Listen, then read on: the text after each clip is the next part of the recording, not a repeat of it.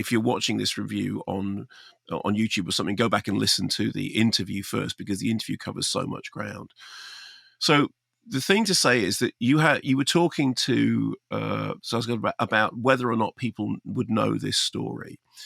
I mean, I have a memory of it because Mark Spitz was a really, really big character. My mum was a GP, and they had a Mark Spitz calendar on the wall because he was kind of a pin-up. He was a sort of larger than life character.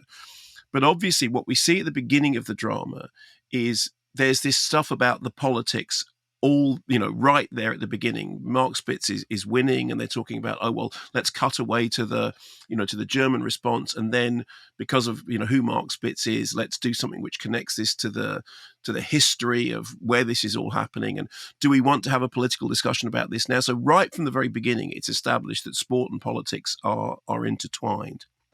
But then what happens is that in the middle of the night, there are gunshots. They hear about the raid and now people being held hostage. And of course, for modern cinema goers, I suppose you may know this story from Steven Spielberg's Munich, in which what happened in Munich is the beginning of the story. And then the rest of Spielberg's film is what then happens afterwards. But I think it will be in people's minds. But the real story, it was interesting. Sarsgaard was saying, what's happening in Gaza now, it's a question of, it's not just what the story is, but who's telling the story and what do we get from seeing those images. So essentially, at the center of September 5 is this discussion about, okay, you've got a sports team and then you've got a news team, and the story is now a breaking news story, and they happen to have a camera that they can get that will give them live images. But what does that mean? What does that mean in terms of how you report the story? Firstly, should you be reporting it in this way at all? Secondly, what do you call the people, as he said himself? Do you call them terrorists? Do you call them commanders? What do you call them? And as you said, they end up taking their lead from German news agency. And then, is their reporting actually having an effect on the unfolding events? Because one of the most chilling moments in September 5 is a moment when they realize that what they are reporting actually is having an effect in the real world. And it's a really terrifying moment. And I think that the film deals with those things really well, because although it is about a specific historical event, which, I knew about, but I've never seen it told from this perspective before, it's really about a much wider issue, which is about what happens when you are reporting on an event and how your reporting either affects or doesn't affect the world. There is a brilliant intercutting of the historical footage with the modern dramatic reconstruction, which reminded me somewhat of, do you remember Pablo Larraín's No? Because I think we did an interview on that, and that's really well done, in which they take the footage from the 1980s referendum in Chile, and then they intercut it with footage which fits perfectly. In the case of this, as you said, when they cut away to the broadcast, they're actually literally cutting away to the genuine broadcast. So that's working really well. There's a comparison here with Broadcast News, which is a film that I bring up all the time, James L. Brooks's brilliant film, which is about the way in which news changed from being news reporting into it's about the reporting itself. There's a moment in Broadcast News when one of the characters says, oh yeah, never forget, we are the news, because what's happening with William Hurt's character is that it's all about, the way that he is reacting. And actually we see that his reaction is completely theatrical. There's a thing at the end of this film which says that the broadcast in the film was watched by 900 million people, making it one of the most viewed broadcasts in history, which is really extraordinary. You also said, it's not political, but of course it is political with a small p, in as much as it's about the fact that the way in which you report something is political, because all news is political, because it's what's the story, who's telling the story. And in chasing the ratings, which is really what starts to happen, they realize that this is a dramatic situation, drama, almost kind of meaning artifice.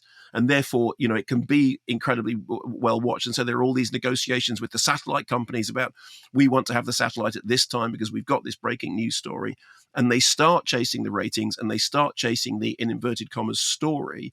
And as a result of that, the news reporting becomes a story in every sense of the word, in as much as it stops being what's actually happening and it starts being what they think will sell, and they have to be first but wrong. I think the really sobering thing about this, and I understand why you like this as much as you do, and I really do, because I didn't know, I hadn't seen this story told from this perspective before. When you compare what's going on there with what's now happening in a world in which you have, Fox News, which is just a wantonly partisan platform for the incumbent regime, which will just repeat absolute outright lies and untruths and never correct anything, and never, because they figured out that supporting Trump got them more voters than not supporting Trump. When you've got to that level of partisan coverage, what's happening in this film, I was listening to a documentary recently about Nixon and Watergate, and it's like a lost age of innocence. Oh yeah, he did something and he was crooked and everyone found out and then he resigned. And I think that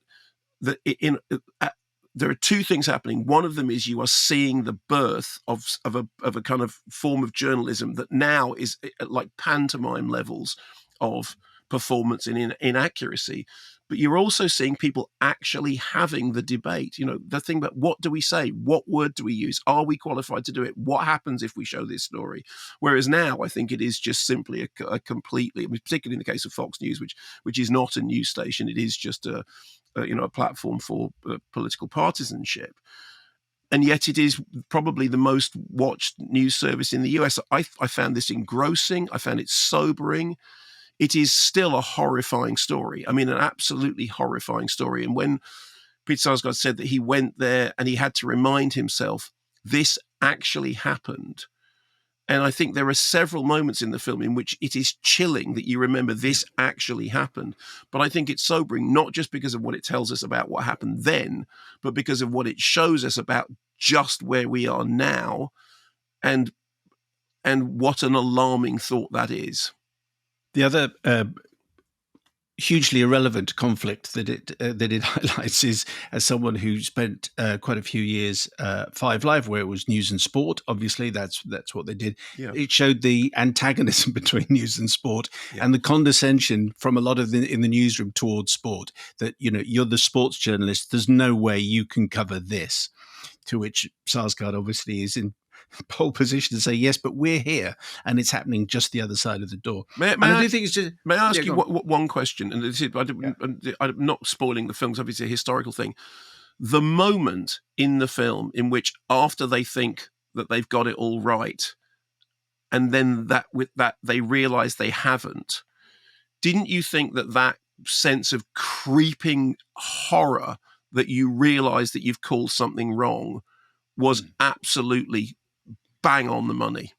Yeah, because so the presenter who Peter Sarsgaard was talking there, Jim McKay, has to pivot from a certain elation that it's all gone right to then being told no, it hasn't, and how you negotiate that and what your posture is and what the tone of your voice is all quite extraordinary. And extraordinary that. And we're watching him doing it. We're watching him actually do it. This is the actual footage. Yeah, and it is genuinely, it's like the cold hand on the back of the neck, isn't it? Because they should never have said the thing that they said in the first place. And there's a whole argument about, is it verified? Is it verified? Is it verified? And then you actually watch the fallout of it.